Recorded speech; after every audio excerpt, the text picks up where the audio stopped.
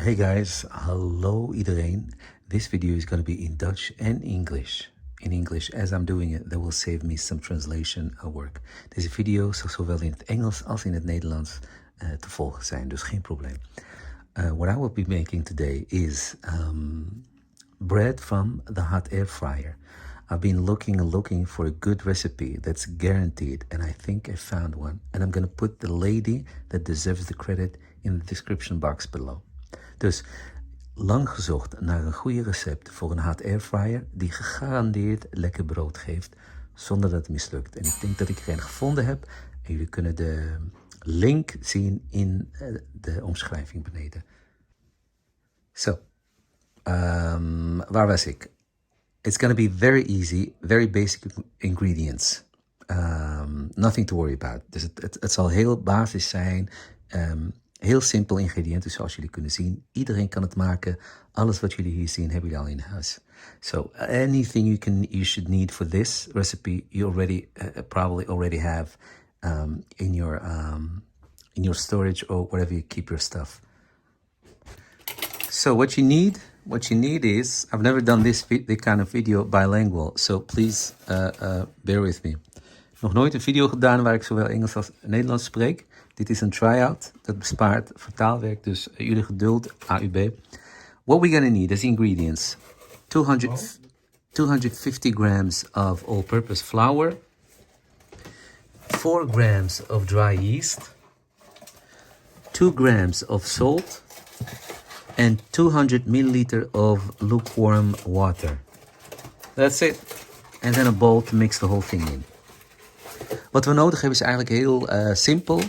250 bloem, 4 gram droog gist, 2 gram zout en 200 milliliter lauw water. Dus niet te heet. Dat is eigenlijk alles. Iedereen kan het doen. En iets om de boel in te mixen. So, I'm just going to throw everything in there and then start mixing. Very basic. And it's going to be a sticky dough. Don't worry about that. It's supposed to be like that. Ja, dus we gaan alles hierin gooien. We gaan alles mixen. Het zal een beetje een... What's that? What's that one? Oh, ja, dus we gaan alles hierin doen. Goed mixen. En dan... ja, sorry, ik ben afgeleid. Het zal een beetje een plakkerig deeg zijn. Geen probleem, dat hoort zo. Maak je geen zorgen. Ja, plakkerig, ja. En mix alles heel goed. En that's it. En dan gaan we het laten staan voor 1 uur en 45 minuten. So after you've mixed the whole thing, let it sit, let it rise for 1 hour and 45 minutes. I'm doing this with one hand. I can't do it. But you guys have the idea. Get the idea. Ja, ik kan het niet met 1 hand filmen helaas, maar... Ik ga zo de telefoon neerzetten en doorgaan, maar dan hebben jullie in ieder geval een idee. Ja, dus dit, doorgaan, alles goed mixen, tot je geen droog bloem meer ziet. Make sure that you don't have any clumps of dry flour in there. Mix the whole thing really well. One message to our friend Renee. Told you I have a recipe for you that's 100% guaranteed success. Een boodschap voor onze goede vriendin in Amerika. Die zei namelijk dat ze geen brood kan bakken. Dus ik heb iets voor haar gevonden. So there it is. There is the dough. It's sticky. It's sticky. Don't worry about it. This is how it's supposed to be. Daar is jouw deeg. Heel plakkerig. Geen probleem. Laat gewoon gaan. Just go with it. We gaan het nou met deze plastic. Gaan we het helemaal inpakken. En dan laten we het staan op je warmste plek in huis voor 1 uur en 45 minuten. So we're going to wrap it with this. Wrap it really good and then let it sit in your warmest room in your home for 1 hour and 45 minutes. Okay?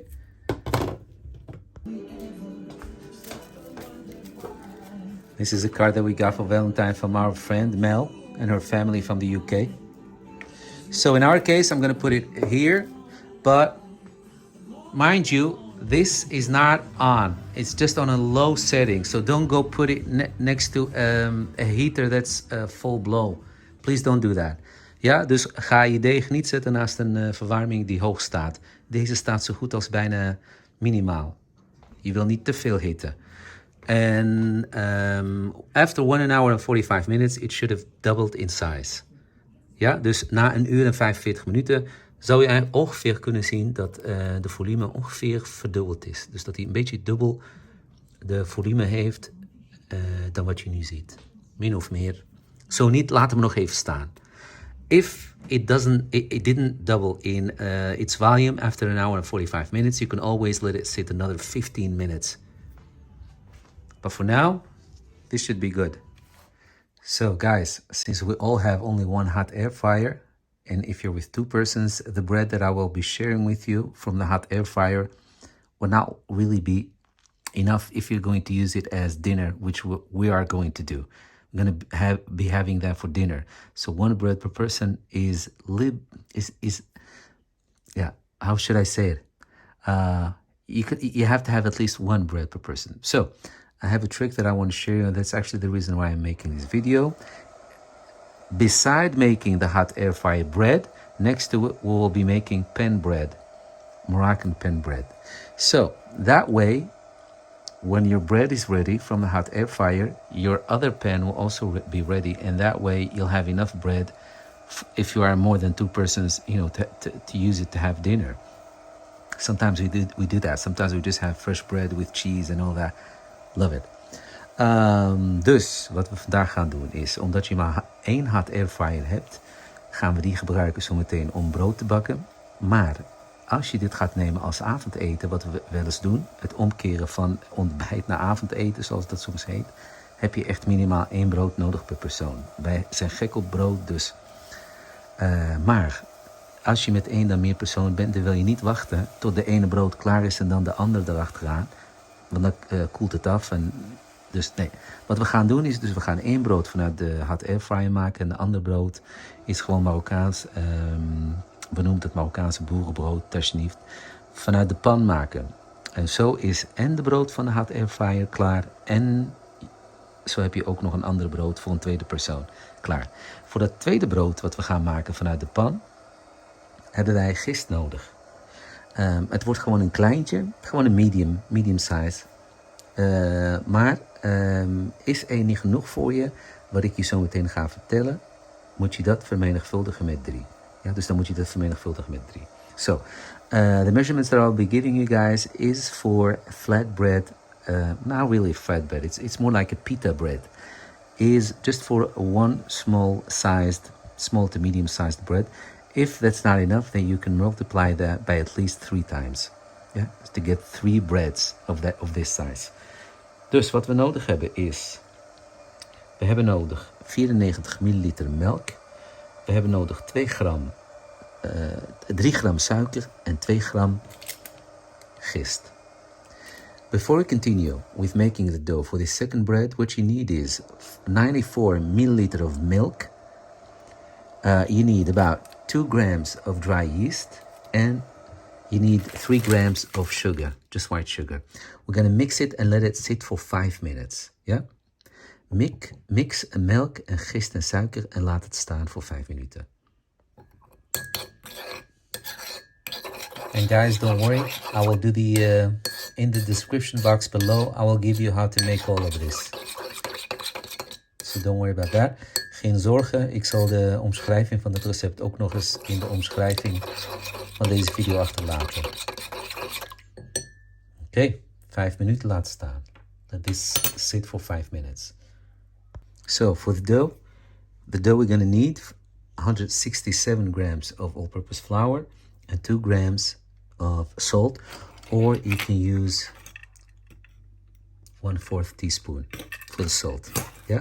Dus voor de deeg hebben wij 167 gram bloem nodig, 2 gram zout. En als je deze Amerikaanse maten hebt toevallig, pak je die van 1/4 en daar doe je dan de zout mee. Die gaan we goed mixen. En we wachten nog tot de 5 minuten klaar zijn voor deze gistmix die we hebben. Die gaan we erbij doen.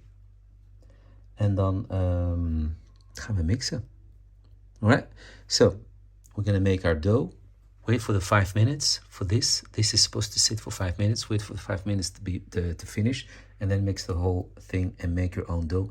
You have to mix this really, really well. That I need to say. Not to forget to thank Tina and Bass and Dati and Cookie, our friends from the UK, for this beautiful Christmas gift. They gave us a set of these. Zo'n mooi kommetje van ons vrienden vanuit Engeland als kerstcadeau. Zo schattig. Mickey Mouse erop.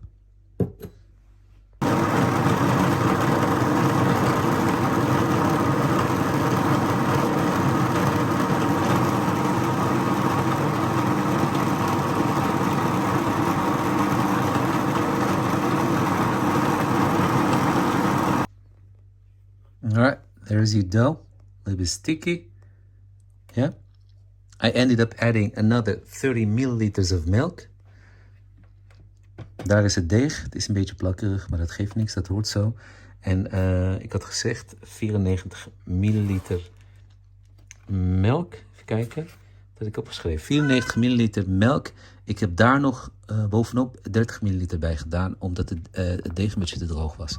Dus deze ga ik eruit halen. Je handen invetten met een beetje olijfolie. Maak er een bal van en laat het staan, afgedekt met plastic, voor minstens een uur. Alright, so there's the dough. I'm going to take it out. Like I said, I ended up adding another 30 milliliters of milk. I'm going to take it out. I'm going to grease my hands with a little bit of olive oil and then make a bowl out of it and then let it sit. Wrap it with this plastic and then let it sit for at least an hour. Again, also for this dough, same story. You have to see that it doubled in size, more or less.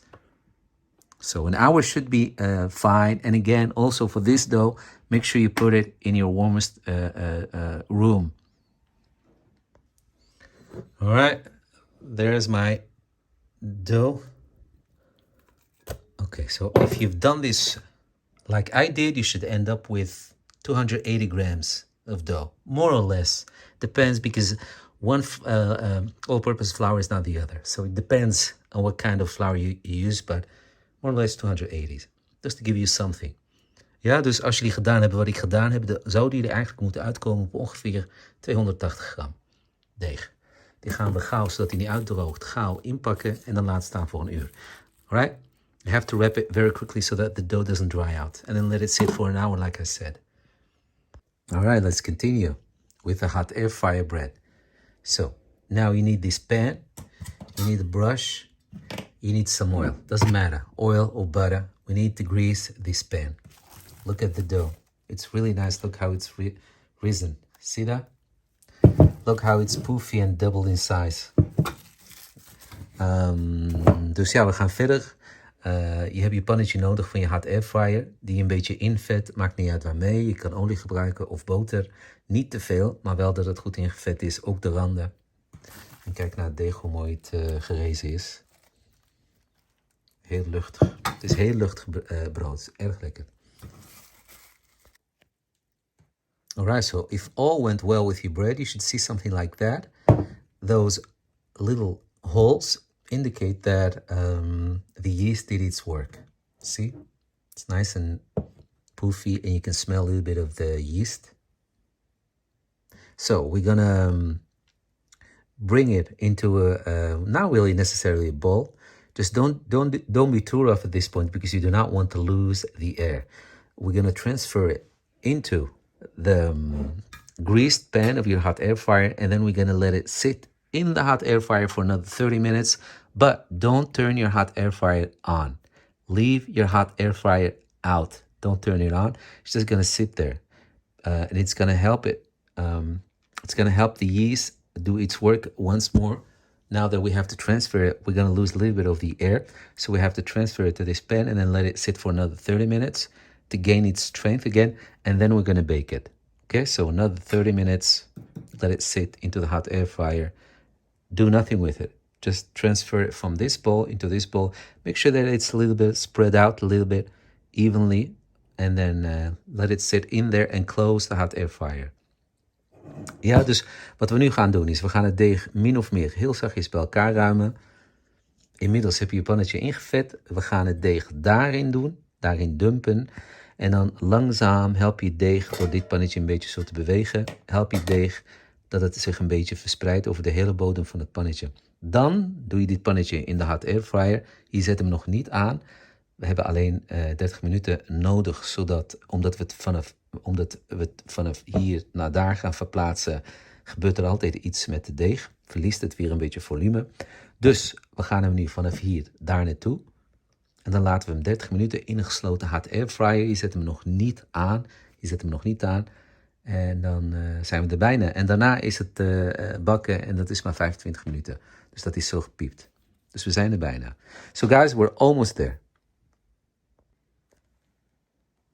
So something like that. Don't go too crazy with the grease of this pan. Ja, niet te veel olie gebruiken. Gewoon zo, dat alles netjes ingevet is. Maar zeker niet te veel. Want we gaan niet frituren, we gaan bakken.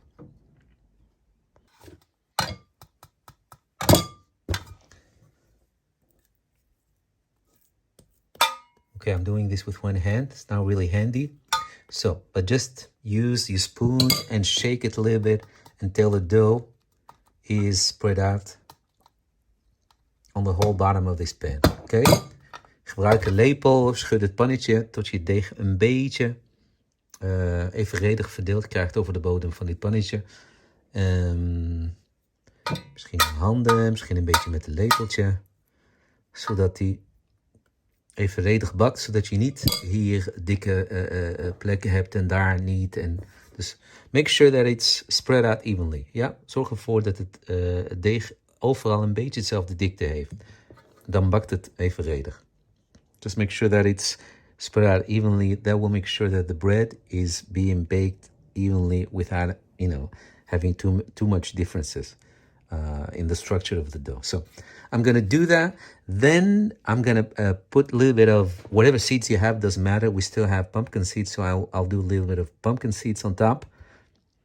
And then you're going to sprinkle a little bit of flour on top. And then we're going to put it into the hot air fryer.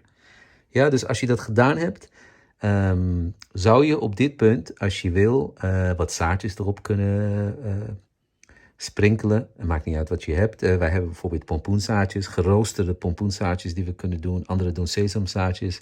Doe dat een beetje zoveel als dat je wil. En dan daarop een beetje bloem. Ja, dat helpt het brood tegen eventueel te veel hitte. En dan stoppen we hem daarin. En dan laten we hem rusten voor 30 minuten en dan gaan we bakken. Alright, so something like that. So as you can see, the flour makes sure that the surface is not as sticky anymore and you don't see any too moist patches anymore. Yeah, because you can touch it like this with your fingers and it doesn't stick anymore to your hand. Ja, dus als jullie dat gedaan hebben, eventueel de zaadjes erop, dan een beetje bloem. Goed erop strooien, niet te veel, maar zeker niet te weinig, zodat als je dit een beetje raakt zo, dat het niet meer aan je vingers blijft plakken. En dit is eigenlijk ook wel een goed moment om brood, als het nog niet al gelukt is, om dat eventueel nog goed te verspreiden. Ja, dat je het een beetje goed aanstampt. Nou ja, aanstampt is misschien overdreven, maar jullie snappen wat ik bedoel. Op deze manier kun je het brood makkelijker evenredig verspreiden over de bodem van dit pannetje. So, once you sprinkle some flour on there, it's going to be even easier to spread it out without having the dough sticking to your hands. See? All right, so this is perfect.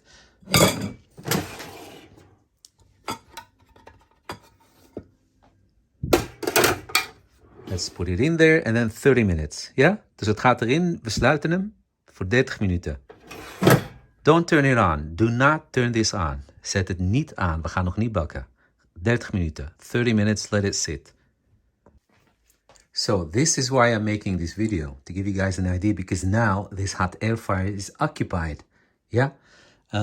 So that's why we want to have two breads at the same time on the table. If you're, the two of you or with kids, family. Just giving you some ideas. So you can do that at the same time if you decided, we're going to do bread day and you want to have fresh bread, warm, everyone, same time at the table.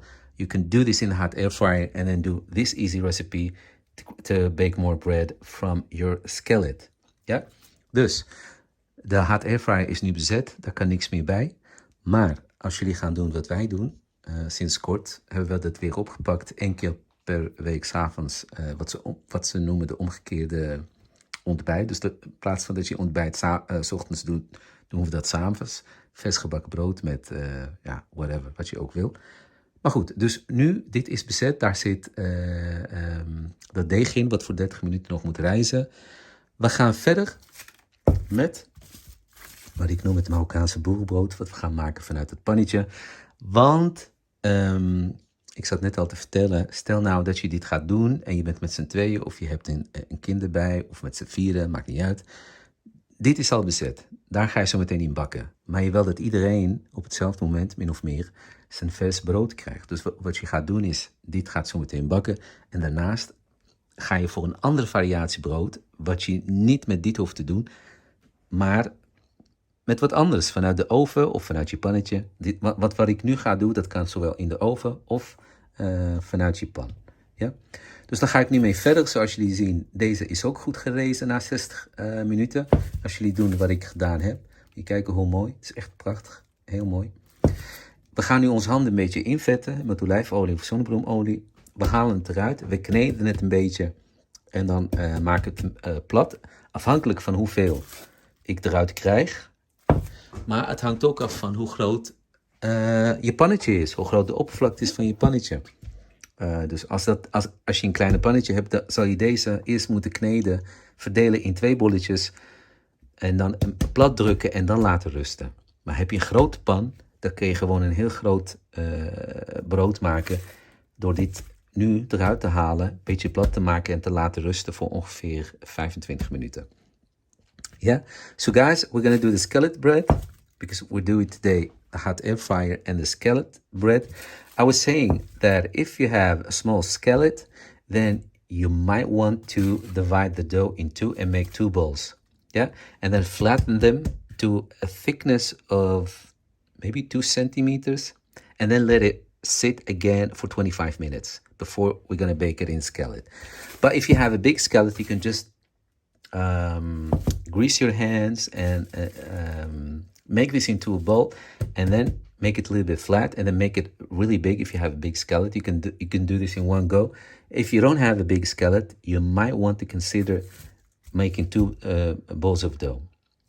Yeah, if you're going to make 2 balls of dough first, make the 2 balls of dough, let them sit for 10 minutes, then come back to them, make them flat, then let them sit for another 15 minutes. Ja, dus als jullie het deeg gaan verdelen in 2 bollen, maak dan eerst de 2 bollen, laat ze dan weer staan voor 10 minuten. Kom dan en maak dan je 2 broodjes. Door ze heel plat te maken, ongeveer 2 centimeter dikte. Laat ze dan weer 15 minuten rijzen en dan gaan we ze bakken. Again, you're going to see the description as a reminder. You're going to see description because I can see this is maybe confusing 2 breads at the same time. But I'll leave some notes in the description box. Dus geen zorgen als je een beetje het niet meer volgt, omdat ik nu 2 broden tegelijk maak. Ik zal per brood instructies in de omschrijving achterlaten. Dat helpt altijd. Alright, so I'm gonna grease my hands, take this out, and then see how much dough I have. It depends. Alright, so I just took the dough out. I decided, you know what, I think it's gonna fit in the skillets that we have. So I kneaded a little bit into a bowl again, and I'm gonna let it sit for 10 minutes. Ja. Dus daar is het deeg. Ik denk dat ons pannetje dat dit er wel in gaat passen als 1 medium plat brood, wat ik zo meteen ga maken vanuit de pan. Dus wat ik ga doen, het is nu in een bal. Ik laat het weer 10 minuten met plastic. 10 minuten staan en dan kom ik terug. En dan gaan we het plat maken, klaarmaken om het te bakken. En dan laten we het nog 15 minuten staan. Alright, so after this, I'm going to come back to it, make it flat. I'm going to shape it into the round bread that I want it to be eventually and make it ready to be baked. But then when we make it flat, we're going to have it sit for another 15 minutes. Because this is the rule you have to remember with dough. Anytime, except for sourdough bread, that's a completely different story. But with traditional dough, anytime you do anything with it, you have to have it sit. You need to let it sit again before you bake it. It needs to gain its strength and get its air again before you bake it. So that means that when you give it its final shape, even then you have to let it sit, gain its strength, get a little bit of air, and then bake it. Dus ik kom zo terug over 10 minuten. So this is my skillet I'm going to use to bake, my skillet bread in, my flat bread as I like to call it, the Moroccan farmer's bread. So as you can see, it has a decent size, diameter. So, meanwhile, the dough is ready. I'm gonna shape this into a circle, make it flat, about 2 to 3 centimeters thick. Don't make it too thick, all right? I'm gonna shape it into the circle, and the size of it depends, of course, on how big your skillet is. Dus kijk even naar je pan, hoe groot is je pan? En bepaal ongeveer of dit deeg wat je hebt, daarin zal passen als je daar een mooie cirkel van maakt die in je pan past. Heb je te veel deeg? Want de dikte moet niet meer dan 2 à 3 centimeter zijn. Want we laten het nog rijzen, nog 10 minuten ongeveer, of 15 minuten het liefst. Als je nog te veel deeg hebt, dan moet je ze echt in 2 splitsen. Zo niet, kan je er één van maken. Als je hebt opgevolgd wat ik je heb gegeven, dan kan je gewoon dit. Kan je daar gewoon 1 brood van maken. En dan bak je het in 1 keer af. Alright, so this is the other alarm for the hot air fryer. Hey Siri, stop. Oké, dus ik ga dit in een mooie cirkel maken. Ik ga het een beetje plat kneden. Dan laat ik het weer rusten voor 15 minuten. Voor 15 minuten. En inmiddels is dit ook al klaar. En dan kan dit gaan bakken. Yeah? So guys, the hot air fryer bread, we're gonna put it on 190 degrees. And then only for 25 minutes. Only for 25 minutes. 119 degrees, only 25 minutes, okay? That one can go. And then back to this. I'm going to shape this into a round circle, make it flat, about 3 centimeters thick. Let it sit for another 15 minutes and then we're going to bake it. So something like that, all right? Not too thick, see? Not too thick. Stupid thing is, I have something that can help me on the other side, but I forgot to use it. Dus maak het plat, zoiets, kijk maar. Zoiets ongeveer, gebruik dat maar als referentie. Als je zoiets kan halen bij de IKEA, dan heeft het aan de andere kant van de cirkels die je kan gebruiken om ongeveer te bepalen hoe groot je brood moet worden. Maar ja, voor nu zo. We gaan hem weer afdekken en laten zitten voor 15 minuten. Alright, so we're gonna let it cover this again, guys. A little bit of plastic and some towels. Let it sit for another 15 minutes, and then we're gonna bake it off. We're gonna bake it, okay? Before you bake it, make sure that you put some holes in it. That's only right before you're gonna start to bake it with a knife. Couples. Vlak voordat je het in de pan zet om te bakken, moet je daar even wat gaatjes in doen met je mes. Gewoon een paar hier en daar. Anders krijg je brood wat bol staat. Ik zelf vergeet het altijd, maar we moeten het echt doen, jongens. Anders krijg je bolle brood. Het is niet lekker. So, with the hot air fryer bread, what I like to do is halfway, maybe the last 15 minutes, I like to spin it around to make sure that it's baking evenly. Like this. Oh, I'm sorry. Yeah. So it was like this, and I'm spinning it half circle like that.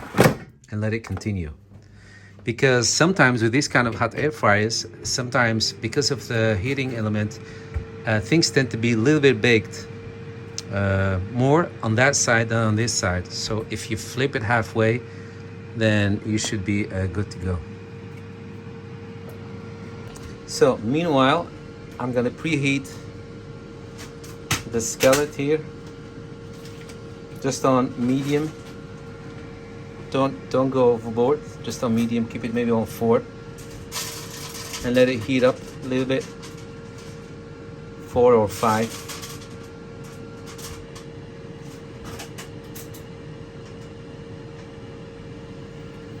Or you can put it on 5 and wait for it to warm up and then maybe keep it between 4 and 5.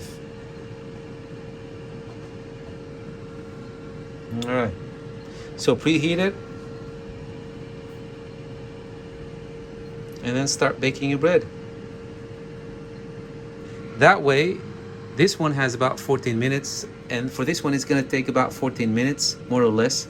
That way, both bread will be on the table at the same time. Ja, dus we gaan ons pannetje hier opwarmen. Ongeveer op 4 of 5. We gaan hem bakken. Ongeveer 15 minuten.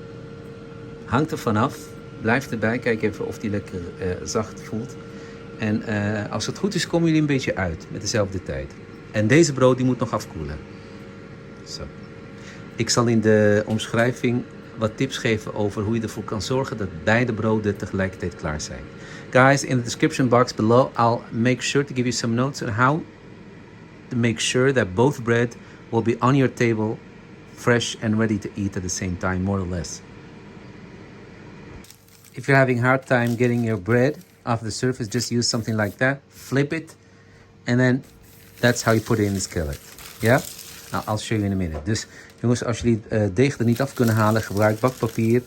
Doe dit zo even en dan draai dit om, zodat het deeg hierop valt op je bakpapier. En vervolgens doe je de bakpapier met de deegkant zo in je pannetje.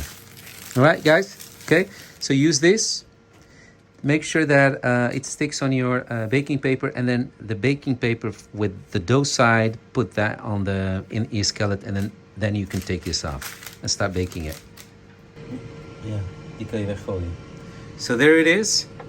Like I said, make sure you poke holes in your bread.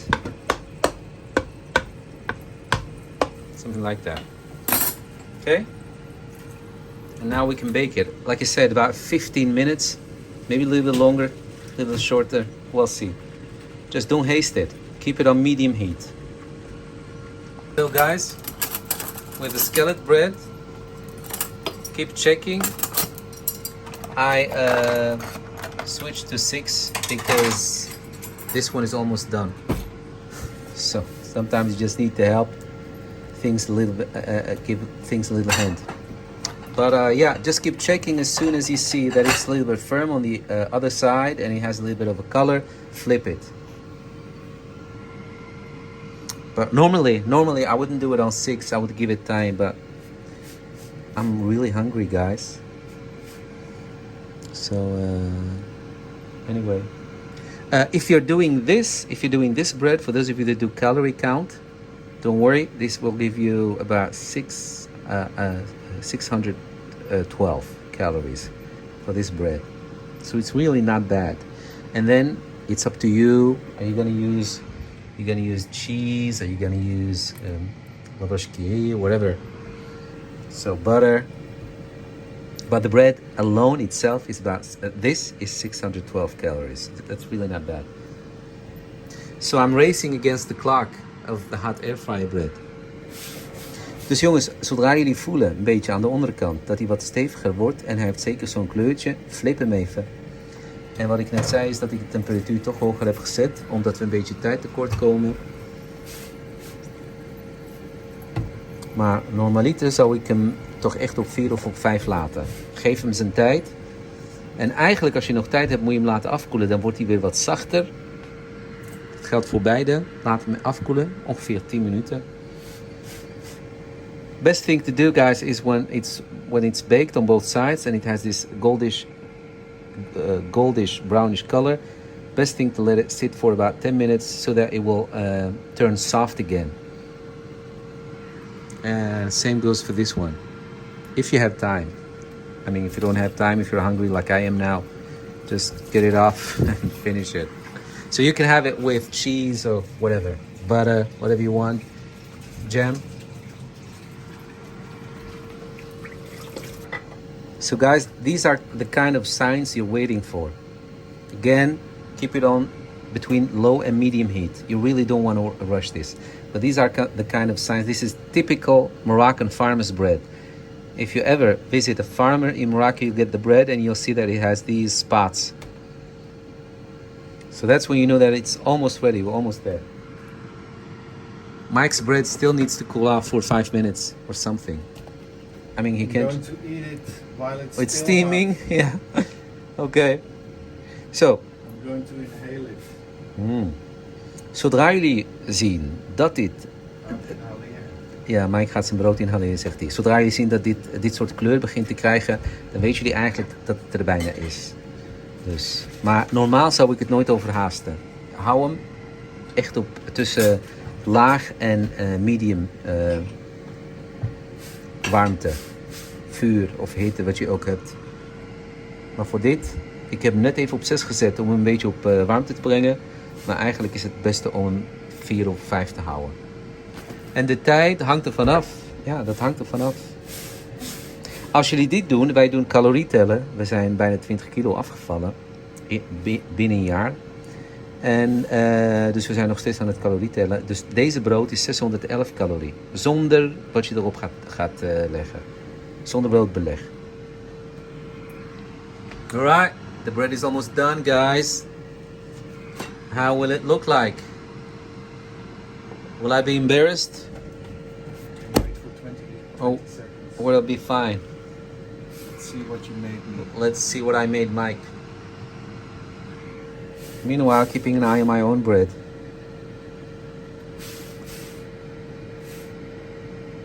Yeah, I think this one is good. Yeah. All right, Mike, you do the. Guys, somebody stop me, like the mask would say. Literally, somebody stop me. This is my second loaf of bread that I've been making today. Look at that. Look at that. Look at that. Look at that. I want to scream. I want to yell. I want to rip my clothes. I want to jump from the balcony. It turned out to be so good. So, I'm going to let this one cool off for 10 minutes. And then me and Mike going to enjoy it. So good. So good. So good. This is my second one because I didn't like the first one. It didn't came out too poofy, too airy for my taste. So I had to make another one. But look at this. Look at this delicious one. Look at this color. Look at it. What else can I ask from God to give me while making bread? This. Mike was asking, does it sound hollow? Yes, it does. So guys, there's the hot air fryer bread. Look at that. Look. Spongy. Nice. Love it. Normally you have to let it sit for 10 minutes. But again, for the sake of the vlog, and because we're hungry, I decided to cut it in half. Dus daar is het, jongens. Zoals jullie kunnen zien. Kijk, het is heel sponsorig. Lekker gebakken. Heel luchtig. Heerlijk. Lekker. Ja, absoluut. Hetzelfde geldt voor deze. Same thing. Look at that. You can just stir it like this. Look at that. Kijk eens aan. Kijk eens aan. Dit hoort zo. Dit hoor je zo te kunnen scheuren. Als een soort cotton candy. Dus, ja. I'm proud of the result. I hope I have inspired you, to go ahead and make this. Je hebt mij geïnspireerd om het op te eten. Ja, ik heb jou geïnspireerd. Ja. Nou, geniet ervan. Nou hoor. Alright guys, I'm gonna enjoy this. I lost my word. I'm too hungry. I'm looking at this and I lost my word. I'm too hungry. But it all is as it should be. Look at that. Love it, love it, love it. Just tears apart. Alright. Have a wonderful evening, day, morning, whatever you're doing, whoever you are, whatever you are, wherever you are. Thank you so much for watching. Please don't forget to subscribe. And again, I'll leave you some notes to help you further if you're new to baking in the description box. Thank you so much for watching. And Dag, Hoes. dag. Dag. Bye-bye. Bye.